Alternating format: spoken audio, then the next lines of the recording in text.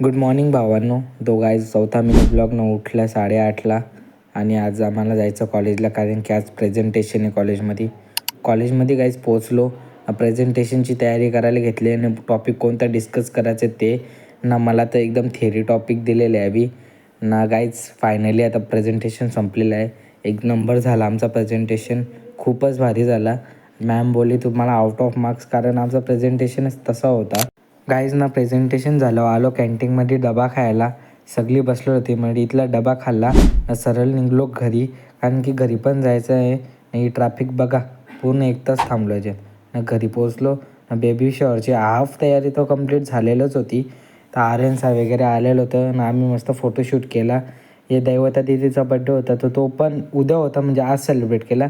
Guys यावेळी नुसते photos काढत होते, केक कधी कापतील त्यात नव्हतं समजत. मग त्याच्यानंतर दादांचा फोटो करायला लावला. नाही लागले एक रील बनवता तुमची बाहुबलीची, बघून घ्या तुम्ही रील. राजकुमारी नाद्वे मणिबंधम बहिर्मुखम तेजा. गाईज अशी रील बनवली यांची, बघून कमेंट करून सांगा कशी वाटली. न्यावी नंतर फुगं पोरायला लागली सगळा कार्यक्रम झाल्यावर. निघीला चाललो मी पोचवायला. 9 मिनी ब्लॉग संपवतो. बाय.